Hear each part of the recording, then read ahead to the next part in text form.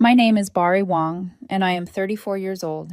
I spend my days in a bright, humming clinic where mint and peroxide cling to the air, where tiny mirrors catch the shape of pain and the shape of relief. I'm a dentist. Steady hands, measured words, the person people come to when something cracked needs quiet repair. I have a 7-year-old son named Ethan who thinks floss is magic string. And I'm dating Daniel, a nurse with a soft voice and a way of making rooms feel wider just by walking in. In my family, I was never the miracle. I was the measurement.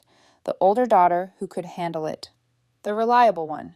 The background music no one hears until it stops. Christmas Eve this year was at my parents' house. The same split level I grew up in. The one that smells like cinnamon candles and lemon cleaner and expectations. By the time we pulled up, my hands had that faint crease from a long day in gloves. Daniel squeezed my fingers before we got out. "Let's keep it simple," he said. "If it gets weird, we leave." The living room had soft white lights woven through a fake pine garland. My father wore a candy cane tie he trots out every year. My mother was in full hostess mode, moving like a general, placing napkins with military precision. My younger sister Melissa swept in late, glittering as always, her hair curled and perfect, a gold bag tucked into her elbow like a trophy. Her daughter, Lily, bounced behind her in a Minnie Mouse sweater, cheeks pink with excitement. Melissa said loudly, "Sorry, parking," and accepted a glass of wine like it was applause. Ethan slipped his hand into mine. "Do you think Santa likes fluoride?" he whispered. "I think Santa respects good hygiene," Daniel said, and Ethan grinned. We did what families do when they're practiced at squeezing around unspoken things. We laughed at safe jokes, ferried plates, performed small talk like choreography. When my father made the annual root canal joke, I smiled because I know my part. Melissa sprinkled stories about her insane week, which included a salon appointment and a package lost by a delivery driver who needed to be fired. My mother clucked in sympathy as if it were a tragedy. After dinner, my mother clapped her hands once. Presents. She reached under the tree and lifted a large white envelope with a gold bow. "Lily, sweet girl, come here." She crouched and hugged Melissa's daughter, her voice soft and private for a moment I wasn't supposed to hear. "You deserve everything, sweetheart." Everyone cooed. Melissa fanned her fingers near her face like she might cry. Lily tore the envelope. A scream. Pure, high joy. "Disneyland." "Flights, hotel, park hopper, Genie Plus," Melissa recited, eyes shining. "Character breakfast too?" "Of course," my mother said. It totaled about $3,500, but she's only little once. People clapped. My father dabbed his eyes like a comedian making a bit of it. I watched Lily's joy like a warm lamp I was standing behind, hand on the plug. Then my mother took a smaller envelope from the pile, red, thin, a polite afterthought. She turned to my son. "Ethan, sweetie." He took it with both hands and looked up at me first, the way children check the weather in our faces. He slid out a stiff little rectangle. "A gift card," he announced, trying on cheer. $5. "And a note," my mother added brightly, tapping the folded paper with a purple polished nail, "because learning to be grateful is better than toys." The room shifted into that slow, heavy quiet that makes every sound feel too loud. Ethan sounded out a long word he didn't know, entitled, and laughed because he didn't understand it. Daniel's jaw tightened. The back of my neck went cool, like the cold part of a storm. My father clapped once. "Character building, right, Bari? You agree?" I smiled. It was the kind of smile people put on to be polite in rooms where politeness is a leash. "Great lesson," I said, and the words didn't touch my eyes. Melissa laughed, a little snort. "Don't be so serious, Bari. It's just gifts." My mother added, "Well, Lily's had a hard year. She deserves a win." Ethan turned the card over. "Can I buy a candy cane with this?" he whispered. "Sure, buddy," I said. I put my arm around him and felt the small bones of his shoulder blades, the warmth through his sweater. Daniel kept his gaze on me, waiting, like the way you watch the ocean when you know a wave is coming, but you don't know how high. We finished dessert the way you finish a scene in a play you no longer believe. Smiles posed for photos, laughter that didn't stick. At the door, my mother hugged me and lowered her voice because cruelty often arrives with a hush. "Don't be sensitive, Aya," she said. "We love you. Teach Ethan not to compare himself to others. It's tacky." Snow had begun in thin, uncertain lines. I buckled Ethan in. Daniel got in slowly, every movement deliberate, like he was making sure the car wouldn't tip under the weight of what wasn't being said. He stared out at the porch light. "Are we okay?" he asked. "We will be," I said. "I meant it the way you mean it when the map isn't drawn yet, but you know north from south. People imagine you become the background because someone shoves you there. It's not that dramatic. You get edited slowly. 1,000 cuts, none of them fatal on their own. When we were little, Melissa and I brought home the same report card. Straight A's. She got a bike. I got told to keep it up. When her soccer team lost a big game, my mother baked brownies. When I lost a science fair ribbon, my father said, 'Life's not fair. Get used to it.' The moral of my childhood was not that hard work pays off. It was that mine didn't need to. But that's part 2 of the story. Tonight, I kept my hands at 10 and 2 and watched the road unspool like a ribbon I didn't want to pick up anymore. Ethan held the gift card like it might break. "5 is still money," he said bravely. "I can buy 2 candy canes." "You don't have to be brave right now," Daniel said from the passenger seat, voice gentle. "You get to just be 7.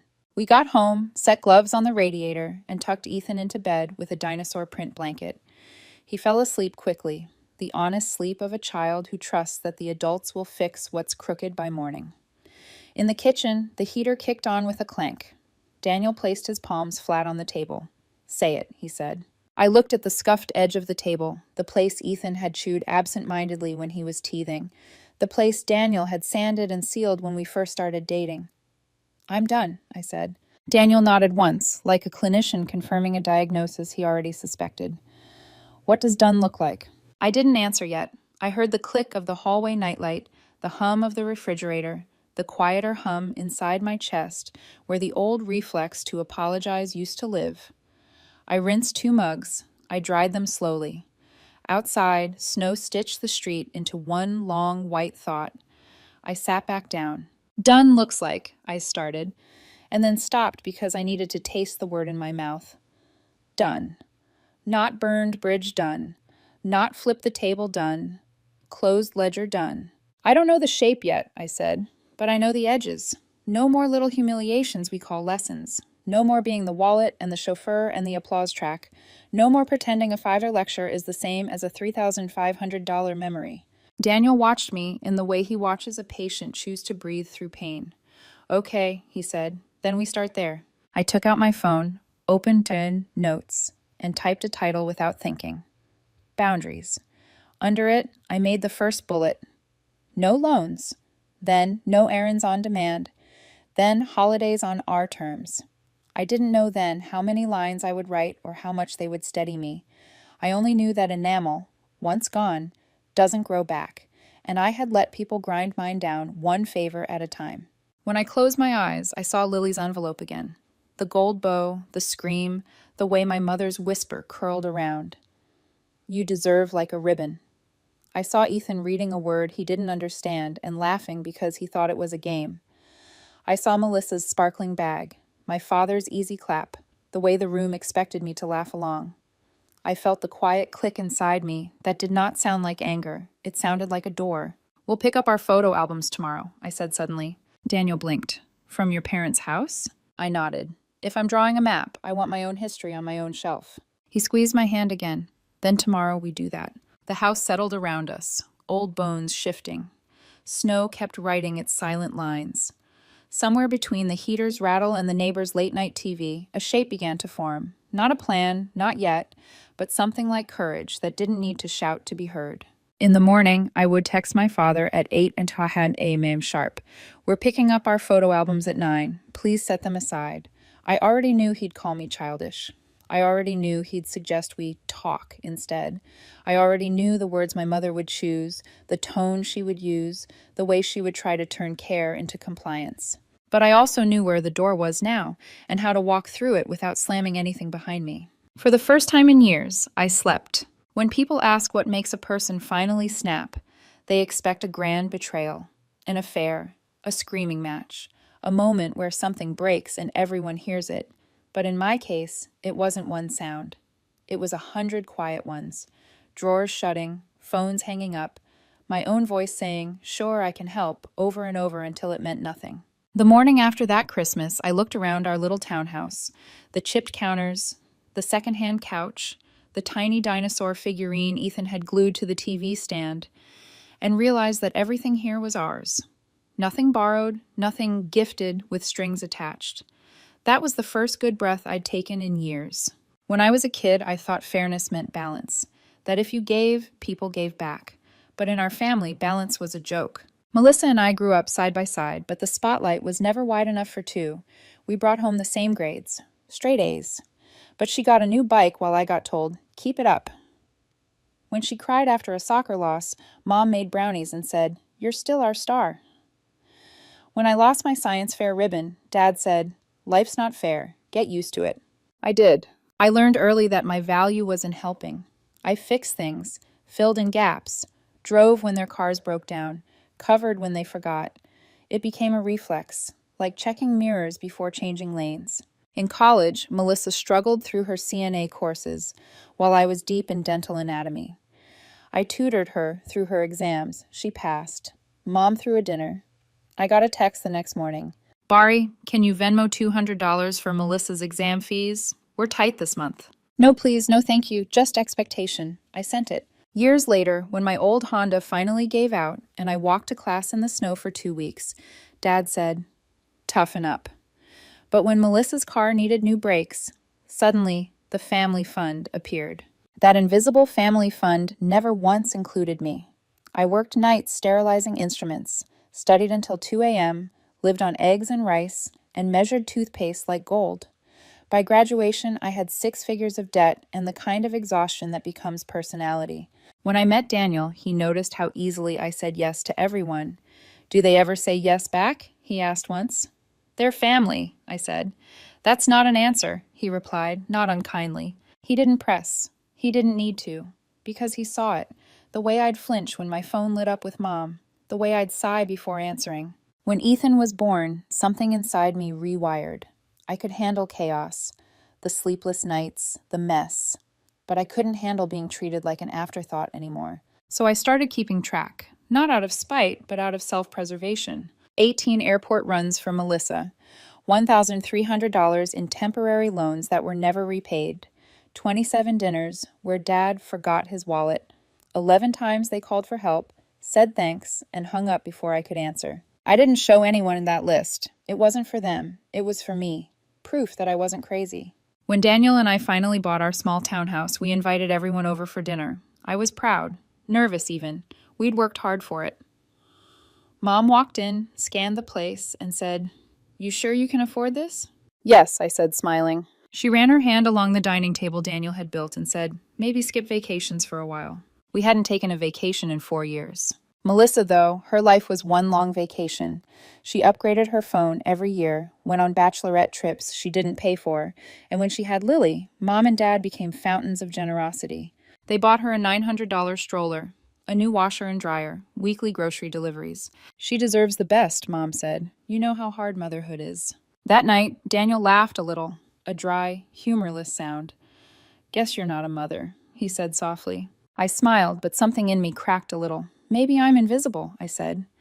He reached across the table and said, "Not to me." Still, the pattern continued. Ethan's 5th birthday came around. He wanted a dinosaur cake and a few friends from school. Simple. My parents arrived late, empty-handed. During Happy Birthday, Dad took a work call. After cake, Mom handed Ethan a scratch-off lottery ticket. "It's fun," she said. "Teaches hope." He scratched it carefully. Nothing. "See," she said. "A good lesson." Lily's next birthday? They rented an indoor playground. Balloons, pony photo op, custom cupcakes. Mom paid for half, Dad for the rest. "She's only little once," they said again, like it was scripture. That was the first time I caught myself taking photos differently, not for memory, but for evidence. Cropping out disappointment, focusing only on Ethan's smile. I told myself it was a phase, that parents stumble. But this wasn't a stumble, it was a system. By the time fall came, their money requests had turned into expectations. Melissa called one morning, panicked. "Daycare rates went up again. I'm drowning. Can you send $600? You make good money." "We're saving for Ethan's braces," I said. "Please," she snapped. "You're a dentist. You're fine." "I'm in debt," I reminded her. Must be nice having a safety net, she said, and hung up. My safety net was a spreadsheet. 2 weeks later, Dad invited me to lunch. The server hadn't even poured water before he said, "Your sister needs real help. You and Daniel can manage. You're practical people. You can live smaller." Smaller than what? I asked. Family sacrifices, he said. When do they? I asked. He frowned. Don't make this about fairness, Bari. Life isn't fair. The way he said it sounded like tradition. Like that line had been passed down through generations and no one had ever questioned it. Thanksgiving came. Melissa arrived in a new coat, Lily in matching boots. Halfway through dinner, Mom cleared her throat and said, "We've been thinking of starting an education fund for Lily." That's nice, I said. We'll manage it, she continued. But since you're doing so well, you can contribute monthly. Automatic draft is easiest. Daniel coughed. What about a fund for Ethan? Mom smiled thinly. He doesn't need it as much. Bari's stable. The fork slipped from my hand and hit the plate with a dull sound. I looked at the gravy boat and thought about enamel, how once it's gone, it never grows back. Boundaries, I thought, are like enamel. You have to protect them early. No one noticed my silence that night. No one ever does until it turns into action. I drove home gripping the steering wheel too tightly, and Daniel said quietly, "You're thinking about Christmas, aren't you?" Yeah, I said. Then maybe that's when we stop letting them teach lessons with your patience. The words settled between us like a promise. By December, I'd already started making mental preparations.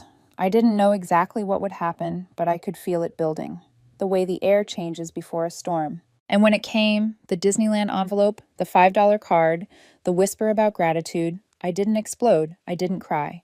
I just began counting differently. Not debts, not favors, edges. Where I ended and where they began. The days after Christmas were quiet in that strange, stretched way, when your body feels calm but your mind is still replaying scenes on loop. Every time I brushed my teeth, I saw the gold bow from that envelope. Every time Ethan asked if we could go to the park, I saw the way my mother had whispered to Lily, "You deserve everything." It was astonishing how fast hurt calcifies into clarity. When I woke up on December 27th, I already knew what I needed to do, not just emotionally, but practically. I opened my notes app and reread the title, Boundaries. Under the first 3 bullets, no loans, no errands on demand, holidays on our terms, I added 2 more. No guilt calls, no comparisons disguised as love. Daniel came out of the shower, towel over his shoulder, and saw me typing. You're making a list? More like writing a map, I said. He smiled faintly. Then make sure it leads away from them. It didn't happen overnight. Parents like mine don't allow clean exits. They build emotional mazes. And sure enough, a few days later, the first guilt message arrived. Mom, we didn't mean to upset you. Family is about forgiveness. Dad, don't make decisions based on emotions. We all love Ethan. Melissa, if this is about the gifts, you're being dramatic. I stared at the screen, thumb hovering, then turned the phone face down. Daniel said, "You don't owe them a reply." And I didn't. Instead, I went to work, my clinic, my safe, humming space of order, the soft buzz of drills, the steady rhythm of suction, the antiseptic smell that had become my sanity. My assistant looked up and said, "You okay? You look lighter." I slept, I said simply. That weekend, Dad called again. Let's have lunch, just us. I knew the tone, the reasonable father act. I agreed, not because I wanted reconciliation, but because I wanted confirmation. We met at a diner halfway between my house and theirs. He barely waited for me to sit before starting. Your sister's struggling. We're all doing what we can. You and Daniel don't need much. You're practical. You can live smaller. Smaller than what? I stirred my coffee. He shrugged. Family sacrifices. When does anyone sacrifice for me? He frowned. Don't twist this into fairness, Bari. Life isn't fair. There it was again. That sentence like scripture. The motto of every family that benefits from your silence. I didn't argue. I just looked at him the way I look at an x-ray when I already know the tooth can't be saved. You're right, I said quietly. Life's not fair, and that's why I'm changing mine. He squinted. What's that supposed to mean? It means I'm done being the molar you keep grinding until it cracks. He blinked, clearly not understanding the metaphor, which somehow made it perfect. Then came Thanksgiving, the year's final performance. The table was set like a magazine spread. Melissa wore a velvet dress, Lily had matching bows, and Mom was glowing with pride. Halfway through the meal, Mom cleared her throat. Your father and I have an idea. We're starting an education fund for Lily. We'll manage it, but since you're doing well, you can contribute monthly. Automatic draft is easiest. Daniel set his fork down. What about one for Ethan? Mom's smile didn't waver. He doesn't need it as much. Bari's stable. For a moment, no one spoke. Even the air seemed to hesitate. I watched the gravy ripple as if it were breathing. Then I said softly, "You know enamel? Once it's gone, it's gone. You can't grow it back." Mom blinked. "What does that have to do with—" "Boundaries," I said. She sighed. "You always were sensitive." "No," I said, just finally awake. The rest of dinner passed in silence. I barely tasted anything. When we left, Daniel didn't say much until we were in the car. "You know what you just did, right?" "Yeah," I said. "I started the countdown." Christmas came faster than I expected. And even though I had promised myself peace, the minute I saw the wrapped boxes and the glint of that gold bow, I felt my stomach tighten. This time, though, I wasn't surprised. I was watching. I saw how Mom's eyes softened at Lily, how Dad's laughter rose when Melissa spoke. I saw Ethan's small hands hold that red envelope like it might crumble. Every time someone said, "It's just gifts," it sounded less like a phrase and more like a weapon wrapped in politeness. And when Ethan whispered, "Can I buy a candy cane with this?" and Daniel's eyes met mine, I knew it. I was done being edited. That night, after Ethan fell asleep, we sat at the kitchen table again. Daniel didn't need to ask. I didn't need to explain. He simply said, "So what's next?" "We pack," I said. He nodded, stood up, and went to get the old cardboard boxes from the closet. No anger, no shouting. Just quiet movement, the kind that means the decision is already made. I pulled out the photo albums my mother had kept safe at her house and placed them in a pile by the door. "Tomorrow," I said, "we'll pick them up." Daniel looked at me, half smiling. "You sure?" "Yes." He paused. "And if they say something?" I closed the box lid carefully. "Then I'll finally say something back." The next morning, 8 o'clock sharp, I texted Dad, "We'll pick up our photo albums at 9 o'clock. Please set them aside." He replied an hour later. "Don't be childish, Bari. Let's talk instead." 900 or not at all, I typed back. At 8:55, we were in the car. Ethan was buckled in, holding a cookie. Daniel was silent, hand on the gear shift, steady as always. The driveway was lined with melting snow, and my parents' porch light flickered. I could already see Mom's silhouette in the window, arms crossed, rehearsing whatever guilt speech she thought might work. "Are you ready?" Daniel asked quietly. I nodded. And for the first time in my life, I didn't feel like I was walking into a trap. I felt like I was walking into truth. The cold hit first. That sharp December air that smells like old snow and something ending. When Daniel parked in front of my parents' house, my heart wasn't racing. It was steady. That surprised me. For most of my life, any confrontation with them made my pulse spike, my palms sweat. But this morning, I felt strangely calm. Ethan held his stuffed dinosaur, watching the frosted windows of the house. "Grandma mad?" he asked. Daniel smiled gently. "Probably just sleepy." I looked at him in the rearview mirror and said, "We'll be quick, honey. Just getting our photo books." The door opened before we even reached the steps. My father stood there in his robe and slippers, a practiced smile on his face, the kind that looks polite but hides annoyance. "Morning," he said. "You didn't have to rush over. We could have talked first." "Morning," I replied evenly. "We're just here for the albums." Inside, the house smelled the same. Cinnamon, lemon cleaner, control. My mother stood by the kitchen counter, arms crossed, lips pressed thin. "The albums aren't ready," she said. "We thought we'd all have coffee first, clear the air." "No coffee," I said. "Just the albums." Mom sighed, then gestured vaguely toward the hallway closet. "Fine, if this makes you happy." I opened the closet door. The stack of photo albums was on the top shelf, right where I remembered. Ethan peeked around my leg, curious. Daniel came beside me, helping lift them down one by one. Mom's voice floated behind us. "You know, Bari, last night wasn't about showing favorites. It was about teaching Ethan values. Lily's gift was from us and Melissa. You know how hard she works." "Sure," I said quietly, stacking another album. "This won't take long." Dad's tone sharpened. "You're overreacting to one misunderstanding. Family teaches lessons. That's how we grow." I turned, holding the album against my chest. "It's not one misunderstanding, Dad. It's years of small ones you called lessons." He frowned. "Don't take that tone with me." Daniel stepped closer, his calm presence like a wall behind me. Ethan tugged at my sleeve, holding up a photo that had fallen open. One of him missing his first tooth, smiling proudly at the camera. "Look, Mom," he said softly. I nodded. "That's my favorite one, sweetie." Dad pointed at the box. If you walk out like this, don't expect help with Ethan. Not school, not braces, not anything. I looked straight at him. You never did. That landed. His mouth opened, then closed again. Mom's face flushed red. We love Ethan. The $5 card was symbolic. Daniel's voice cut in, calm and precise. Symbolic of what? Mom blinked. Gratitude. For him or for you? Daniel asked. Silence. Heavy and absolute. I placed the last album in the box, closed the lid, and taped it shut. The sound of the tape pulling free was louder than anyone's voice. Mom finally broke the silence. You can't just take everything and disappear, Bari. That's not how family works. I looked around the room. The same decorations from my childhood, the framed picture of Melissa holding Lily, the absence of any photo where I wasn't half in shadow. No, I said. That's exactly how family should work. You take what's yours and leave what hurts. She stared at me, speechless. I picked up the box, heavy but manageable. Daniel grabbed Ethan's hand, guiding him toward the door. My father stepped forward. If you walk out, you'll regret it. I paused on the threshold, turning back just enough to meet his eyes. I regret staying quiet longer than I should have. That's enough regret for one lifetime. Outside, the air felt cleaner. Colder, too, but honest. As I buckled Ethan into his seat, my mother called out from the doorway, voice sharp and trembling. Learn to share the spotlight, Bari. Ethan looked up at me, confused.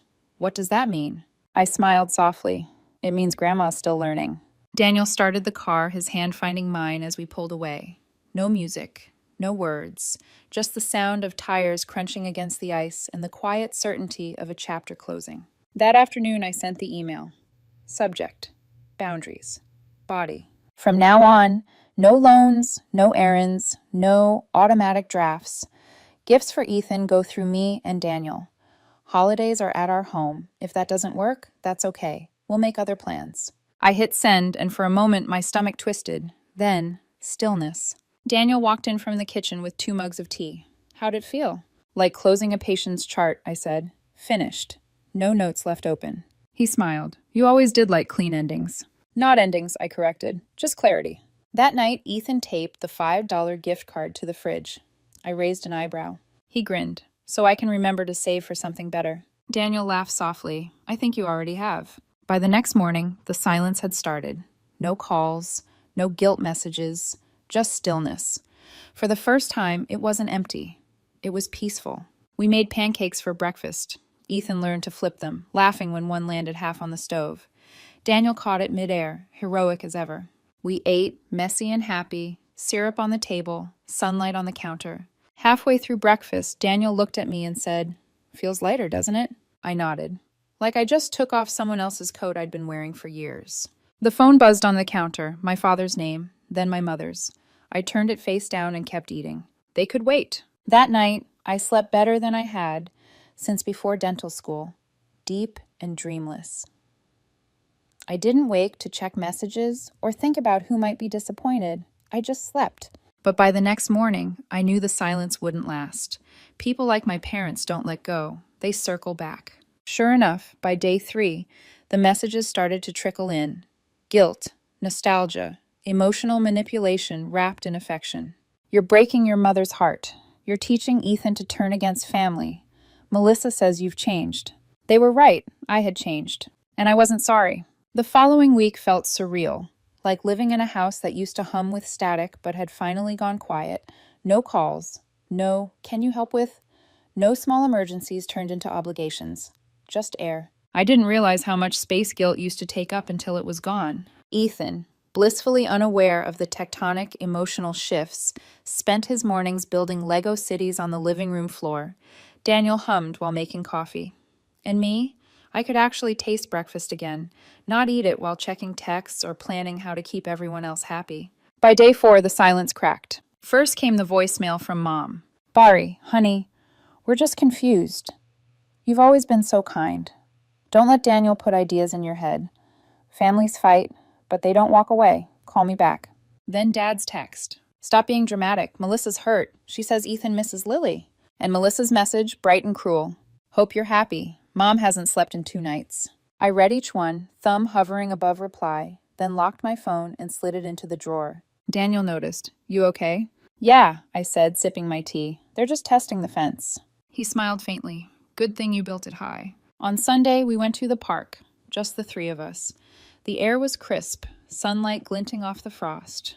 Ethan ran ahead, dinosaur hat bouncing, laughter echoing.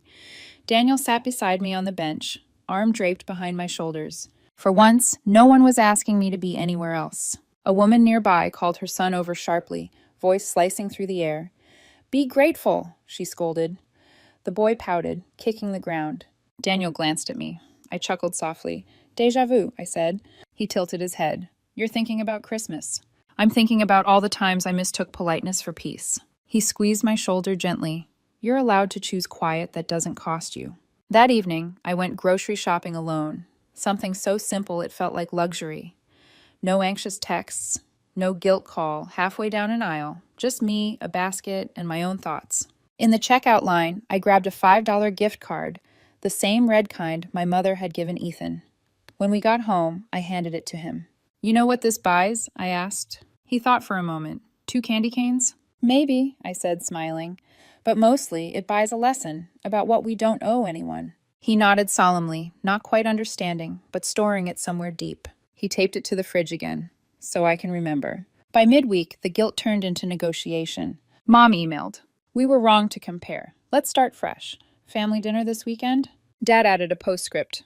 "But don't bring Daniel if he's still angry." I laughed quietly to myself because for once I wasn't angry. I was free. I wrote back a single sentence. "Appreciate the message. We're not ready for dinner, but thank you for the apology." Daniel peeked over my shoulder. "Short. Surgical. You're good at that."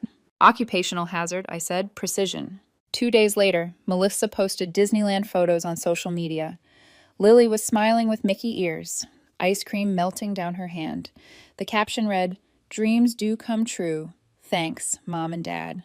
Not one mention of me, not one acknowledgement of who really paid. I stared at the photo for a long moment, then clicked away. That used to bother me, but now, not my story, not my cost. That night, Daniel came home late from the hospital shift and found me sketching a tiny list on a notepad. Not of money owed, but of things gained. Came sleep. Laughter at breakfast. No flinching at the phone. He kissed my hair. "Those are the good kind of receipts." I smiled, finally collecting the right ones. On Saturday morning, my phone buzzed again. Unknown number. Voicemail transcription appeared. "Bari, it's Dad. I'm outside your clinic. My crown cracked. Need a quick fix." I stared at it for a moment, then looked at the clock. I had 20 minutes between patients. Daniel texted from work. "Boundaries don't mean you can't be kind, just clear." He was right. So when I walked into the waiting room, there he was, my father, sitting stiff in the plastic chair, hat in his hands. "Hi, Dad," I said, keeping my voice even. "You have an appointment?" He frowned. "You'd really make me wait?" "Everyone waits their turn," I said gently. "Front desk can book you for Thursday." He huffed. "Your mother hasn't slept. Melissa's crying. You can't keep this up." I tilted my head. "I sent terms. You ignored them. This is me following them." He sighed, voice breaking for the first time. "We gave you everything." I shook my head slowly. "No, Dad, I gave you everything. Time, money, respect. Now I'm just asking for balance." His eyes narrowed. "You'll regret this." "I won't," I said softly. "Not anymore." He left without fixing the crown. I didn't call after him. And for the first time, it didn't ache. It didn't even sting. It just felt quiet. That evening, Daniel came home with Ethan asleep on his shoulder.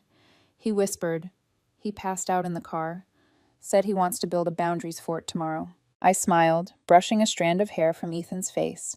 He already has. A few days later, my clinic received a small envelope. No return address. Inside was a check for Dad's appointment fee and a note in Mom's handwriting. "You were right. Thursday at 3, it's all works. Love, Mom." It wasn't dramatic, it wasn't tearful, but it was something. A step. The Thursday appointment came like any other, a slot on my schedule between a nervous teenager and a man who needed a root canal. Only this time, the name on the screen made my chest tighten for half a second. Gregory Wong. My father. When he walked into my clinic, I didn't feel fear, just observation. He wore his old coat, the one that always smelled faintly of sawdust and aftershave. Mom trailed behind him, carrying a folder and pretending she wasn't nervous. "Hi, Dad." "Hi, Mom," I said calmly. "You're here for the crown?" Dad cleared his throat. "Just the tooth, yeah." Mom smiled too quickly. "We brought payment." She held out a check. I didn't reach for it yet. not out of pride, but because I wanted her to feel that pause, the weight of an even exchange. "Front desk can take it," I said. "Thank you." Mom nodded, her eyes flicking around the clean white space of my office, the framed degrees, the mint smell, the faint sound of soft jazz through the speakers. For once, she wasn't the one directing the room. During the procedure, Dad didn't talk much. When I handed him a mirror afterward, he checked the crown and said quietly, "Looks good." "Thank you," I replied. He paused at the door. "You're really not angry anymore, are you?"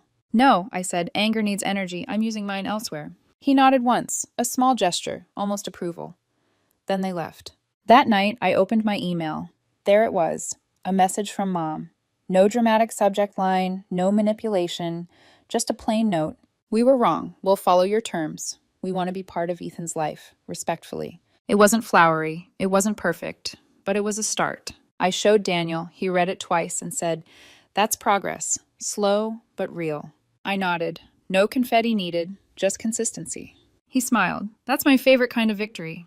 Weeks passed quietly. No surprise visits, no guilt calls, no "you owe us" disguised as small talk. Then, one morning, I got a call at the clinic.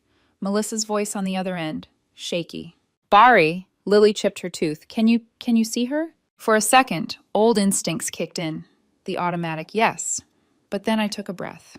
"I can help, yes, but you'll need to sign the treatment consent and handle the cost yourself. And no, lectures or side comments."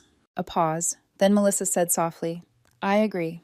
When they came in, Lily was clutching her cheek, teary-eyed but brave. I smiled and guided her gently into the chair. "We'll fix this, sweetheart. Just breathe." Melissa stood in the corner, eyes wet, hands twisting her purse strap. When it was over, she whispered, "Thank you. I'm sorry." I met her eyes. "Me too." She nodded. "Mom and Dad said you were serious this time. I didn't believe them until now." I smiled faintly. Serious doesn't mean cold. It just means clear. Later that week, Dad booked another appointment, this time for a cleaning. Mom came too, bringing Ethan's favorite cookies, asking permission first. It was subtle, but it mattered. At the end of the visit, Mom said, "Dinner sometime soon? At your place, if you prefer." "Sure," I said, "but small, just us." She smiled. "That's fine." For once, fine didn't sound like surrender. It sounded like understanding. That spring, I printed my boundaries list, the one that had started as a desperate note after Christmas, and pinned it on the fridge, not as warning, but as compass. Ethan decorated it with stickers. Daniel added a line at the bottom in his neat handwriting. Boundaries aren't walls, they're maps. He was right. The next Christmas, we hosted. Our house, not theirs. No comparisons. No lectures disguised as love. Mom brought a pie she actually baked herself. Dad told Ethan a joke and paid attention when he laughed. Melissa and Lily came, quiet and polite, sitting at our table like guests in a home they finally respected. When it came time for gifts, I handed Ethan a small box. Inside was a card with the words, "You deserve the world too." He looked up at me, eyes wide. "Really?" "Really," I said. "And you don't need anyone else to tell you that." He smiled, the kind of pure, unguarded smile that makes all the ache worth it. Daniel slipped his arm around me, whispering, "Looks like we fixed more than one kind of crack." I leaned against him, the warmth of the room wrapping around us. Not forced, not fake, just honest. For once, the air didn't smell like lemon cleaner or expectations. It smelled like gingerbread, laughter, and peace. And in the quiet that followed, I thought about all the things I'd learned. The cost of silence, the power of no, and how even broken enamel can still shine when you stop letting people grind it down. My name is Bari Wong, 34, dentist, mother, partner, and woman who finally learned that fixing others is not the same as saving yourself. I still fix what I can, a tooth, a smile, a bridge. But when it comes to people who chip away at my worth, I let go of what's not mine to repair. And that's how peace began.